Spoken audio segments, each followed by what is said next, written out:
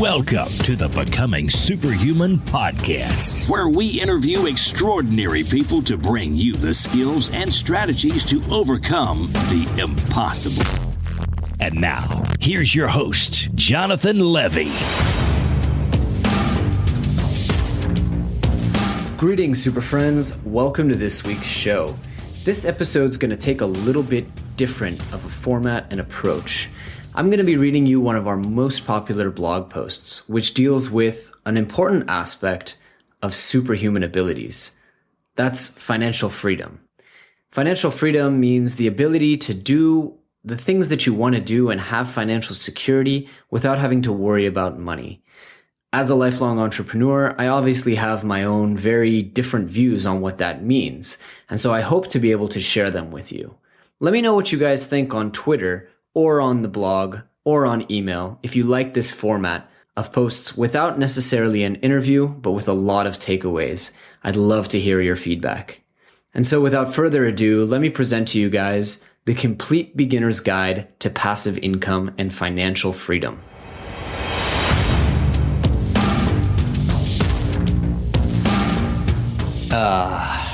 Sitting on the beach with a coconut in hand. That's what it's all about, right?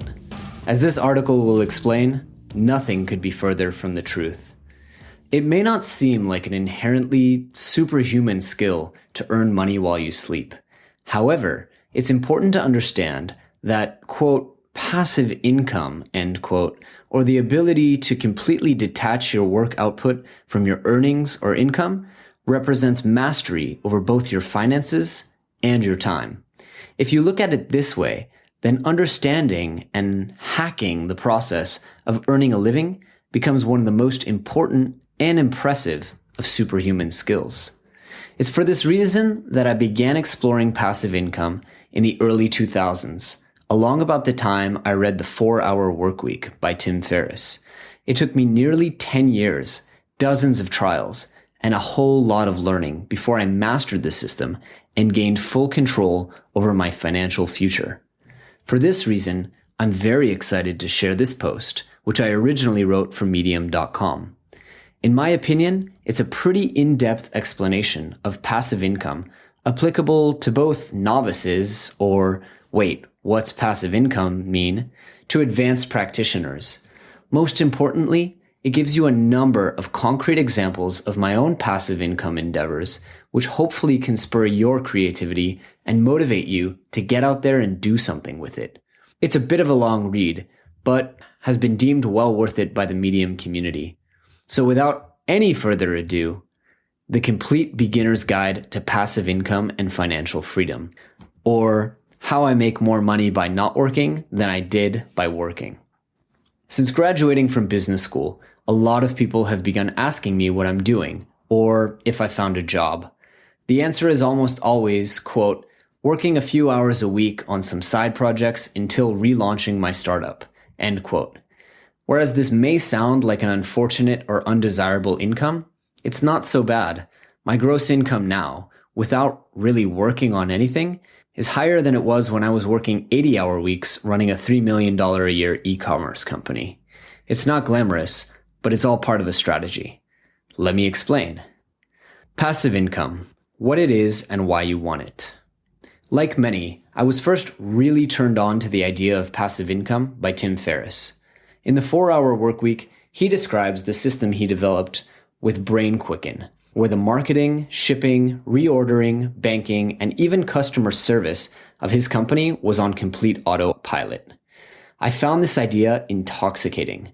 The idea that Tim could travel the world learning to tango and staying on private islands while money just accumulated in his bank account seemed like some strange fiction. Surely this isn't actually how people live, is it? Well, no. That type of lifestyle is a pipe dream, and for good reason. Setting up passive income takes work, maintenance, and constant reinvention. But we'll get into that. The more pertinent question is why? The point of passive income is to liberate your time for more fruitful endeavors, whatever those may be. Most people who set up passive income don't do it so that they can lay on the beach all day, or even so they can spend their time learning a third or fourth language. Okay, maybe I'm doing that. Or living on private islands. No, the point of passive income is to liberate your time for more fruitful endeavors, whatever those may be. If you have the ambition and gall to get out of the 9-to-5 game and set up passive income, chances are you won't be happy with sitting on your butt or traveling year-round. You'll want to do something with meaning and purpose. For Tim, that was learning and writing a series of books, which he's truly passionate about. For me, that's traveling, learning, and working on startups that are high risk or have a long road to generating revenue. Side note, since this article was originally written, I too have begun writing books, posting online courses, and hosting this podcast, which are great passion projects for me. Okay, back to the blog post. For you, maybe it's spending time with your kids and not having to take overtime when it's offered to you. In any case, my goal is to spend as little time as possible to cover my basic needs. If I want to spend more time to make more money, that's always an option, but I want it to be an option, not a necessity. As of right now, this is working out brilliantly.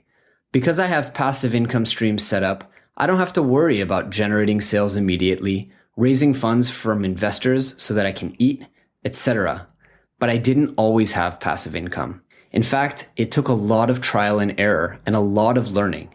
Do yourself a favor and read Rich Dad, Poor Dad before I had anything worth mentioning. My governing laws of passive income. I'm not sure how other people look at passive income, though I'm also not sure I've innovated anything here. My thinking on the matter is a hybrid between the 4-hour workweek, Rich Dad, Poor Dad, and a general understanding of business strategy and economics reinforced by my time at Berkeley and INSEAD. Let's start from the basics and lay down some general laws about passive income. Money is made where value is created and exchanged. Where value is defined as some benefit that people are willing to pay to receive. It seems really basic, right? But most people don't seem to get this basic step. Anytime anyone makes money in any way, value has been created and exchanged. In a way, we're all value-creating assets. It's how we make money, and there's nothing wrong with that. The problem is how most of us create value. Nearly every, quote, 9-to-5 worker, end quote, and nothing against them, is a service worker. The definition of a service is a commodity where the value is created and consumed at the same time. Think massages, for example. They create value, say inputting purchase orders, serving customers, managing employees, etc., for a company or employer. The employer then consumes these services simultaneously. An interesting side note, I recently realized that by definition, a company is only going to hire you if they can sell the value you create for more than it costs them to obtain. In a way, this means that anytime you're employed, you're kind of getting a raw deal. The books are pleasantly organized, the customers served, teams managed, etc. The problem, in my mind, is that this is hugely time-intensive and easily capped. Income equals time multiplied by value, where time is a finite resource limited to 24 hours a day, or more realistically, 12. The way most people address this is to change the second variable. They get a law degree, an MBA, or a PhD, making their time worth more money. This works swell, but it's still limited. At some point, you're that lawyer making $550 an hour, but your income potential is capped, as willingness to pay more is at its highest and no new time can be created.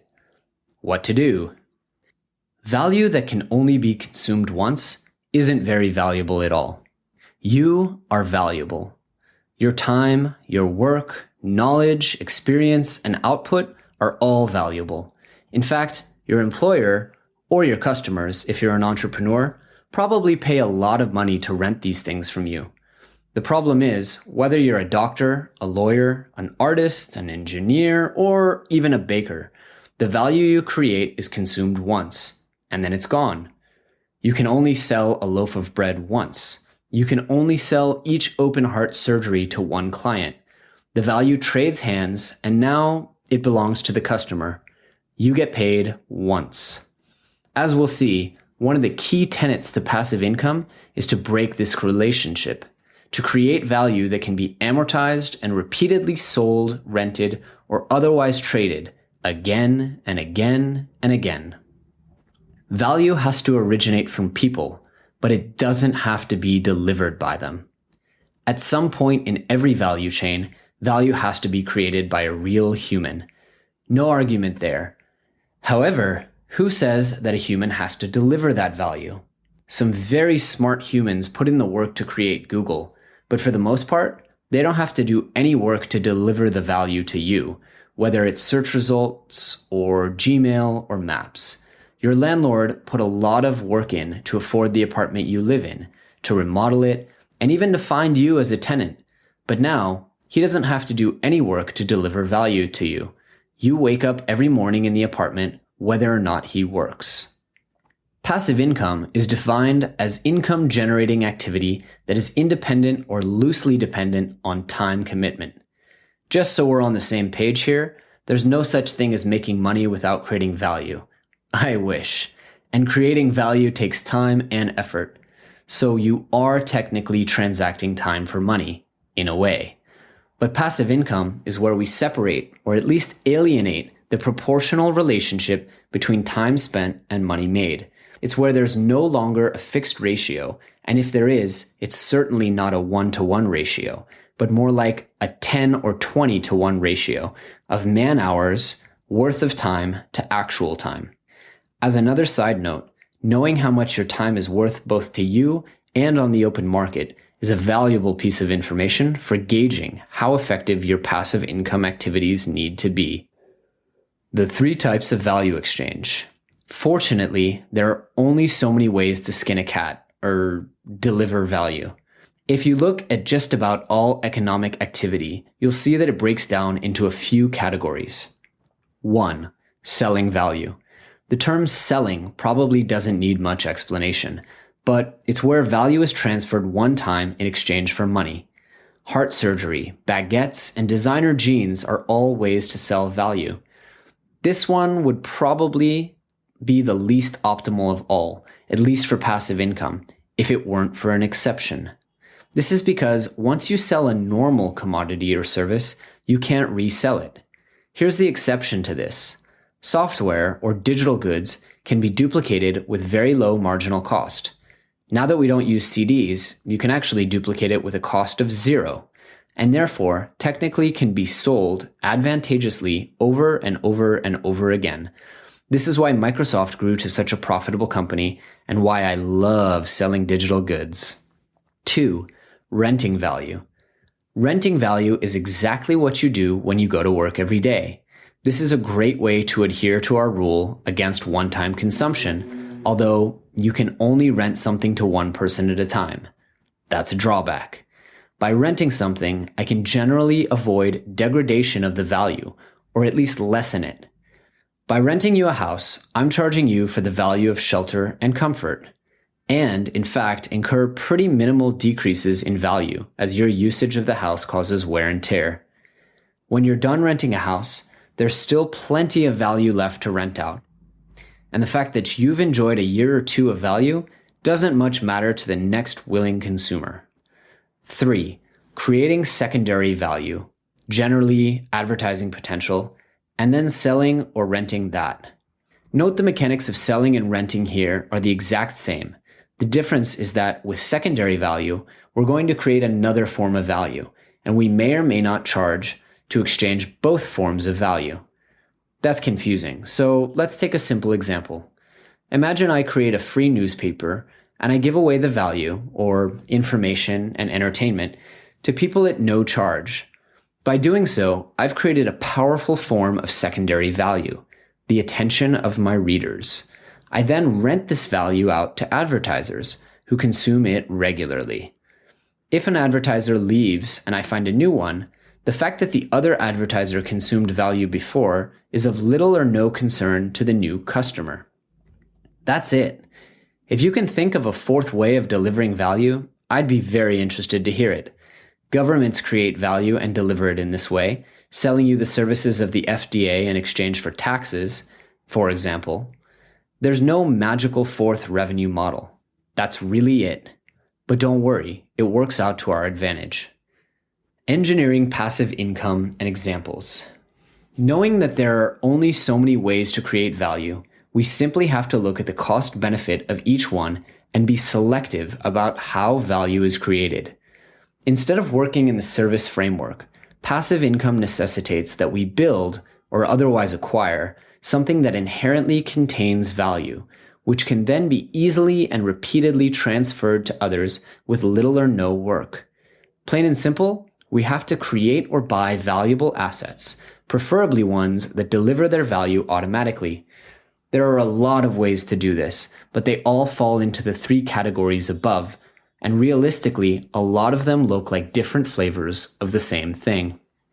I'm somewhat embarrassingly reminded of Harry Potter and the concept of Horcruxes here, in that the goal is to find a piece of your value and impart it into an inanimate object or product, Voldemort style. Did I really just make a Harry Potter reference? Anyways, whatever.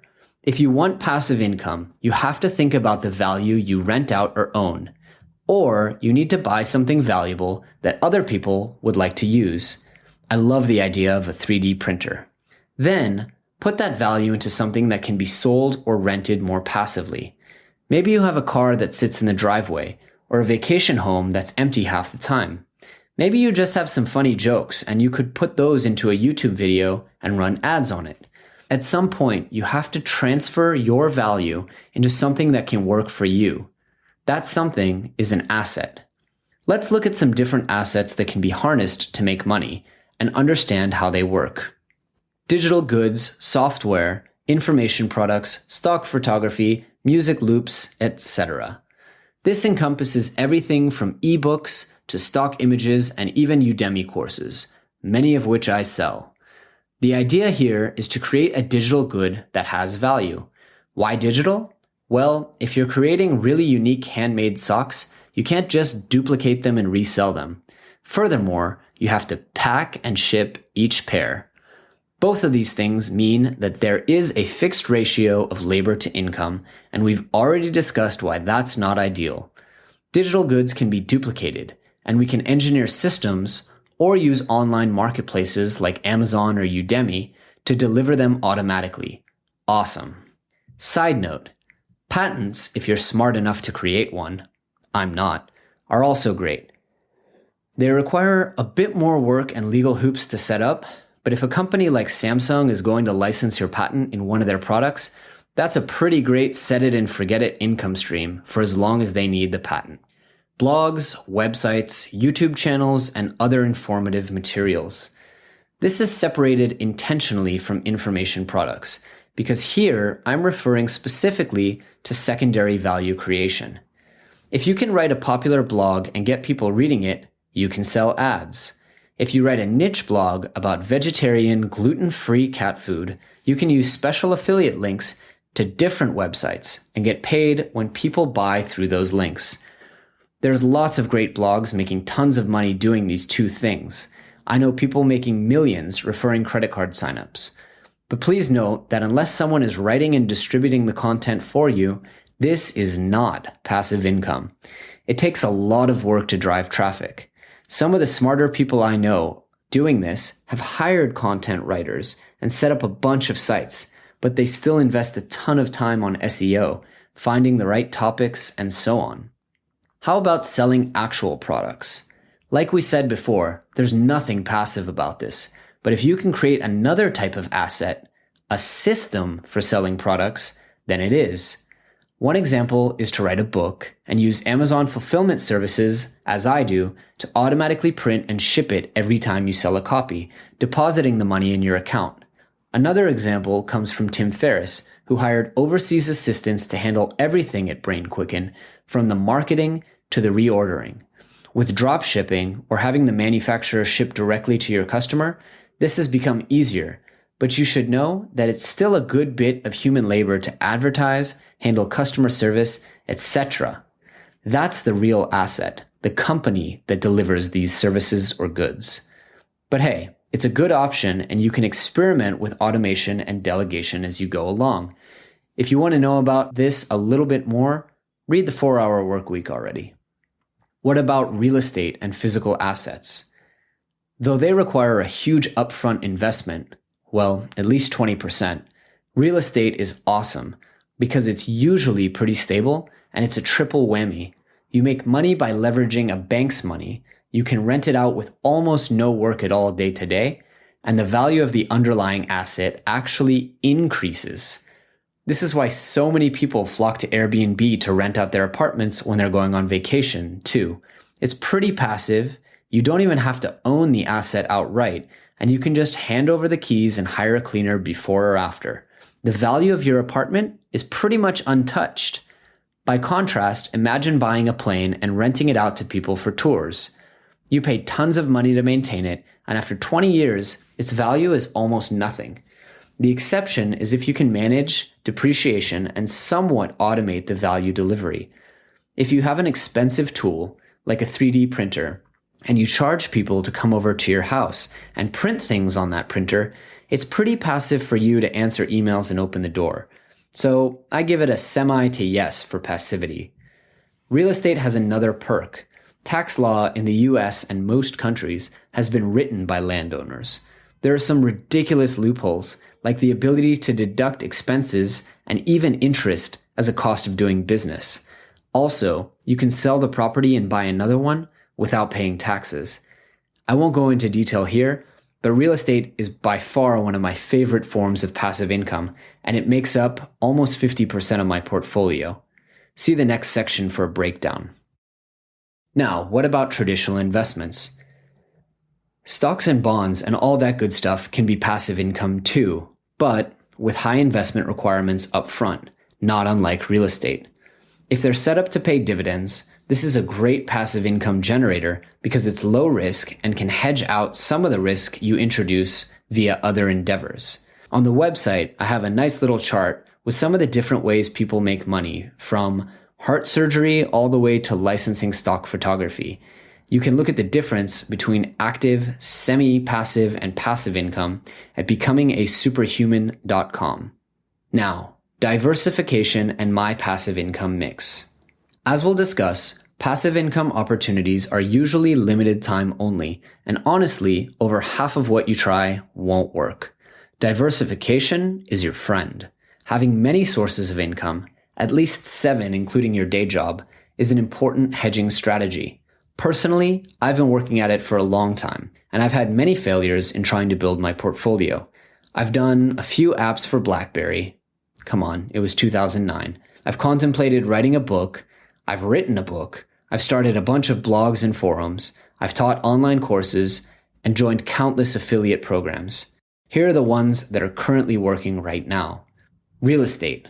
I rent out a 3-bedroom townhouse I bought back in 2009.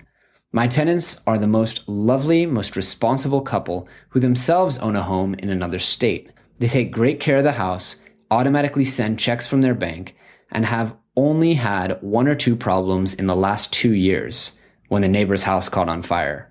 They're awesome, and I'm so thankful to have them. Note, almost all money made here goes into mortgage, property tax, insurance, and homeowners insurance, but it builds equity value, and there's still a few bucks left at the end of the month for spendable income. Traditional investments. For someone my age, I have an extremely low-risk portfolio of mutual funds, foreign currency, and bonds. Nothing exciting, but it pays some nice dividends and beats the hell out of keeping my money in a savings account. This is a way for me to hedge against the risk I incur by angel investing in startups. Structured payments for sold assets. When I sold my company, the buyers were both thrilled and surprised that I was willing to accept such a large proportion of the proceeds as structured payments. To this day, I still receive a monthly check, including interest, for the sale of that company. I created the value a long time ago and added a little more value by allowing payment over time. And now that value is paid on a schedule. Information products.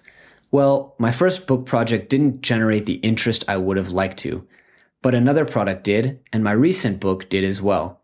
I now have a number of courses on Udemy, and it seems that it's a huge portion of my passive income strategy. In fact, it's pretty much the bulk, and if you combine it with the book that I've recently released on Amazon, it makes up 80% of my income. Digital goods or software. I'm not a software developer, and my early software projects such as BlackBerry apps failed because after paying a developer to build a project, I didn't anticipate needing to update it regularly or provide support for it. Today, however, I have a partner who helps me upgrade our software once a year and provides support if there are any issues, which is pretty rare. Last year, we released our third module for Magento, which ranges from $49 to $149, and we've built our first ever Shopify module, which we license out for $5 to $20 a month. Quick update on this article, we also recently signed an exclusive distribution agreement with a company that sells Magento modules, so now we don't even handle our own customer service, support, or sales, making it a truly passive income business. Affiliate sales. I make a little bit of money here and there off referring people to services I truly believe in. I never recommend things I don't personally use, but if I'm going to refer friends to Shopify, credit card processors, books on Amazon, or Udemy courses besides my own, I have no shame making a couple bucks off of it. In the case of Shopify, they give me 20% of what my clients spend each month, which is why if you want to set up a Shopify store, please use my link, and I'll help you out at no problem and no charge. I really like recurring passive income most of all. So let's get to the criticisms. As with any methodology for getting more for less, there will be critics. Read, people too afraid to challenge their notions of what life is and can be. I've probably preemptively covered a lot of these concerns, but let me address a few grumblings that are likely to come up. 1. Passive income isn't passive. You have to work for it. Yeah, no shit.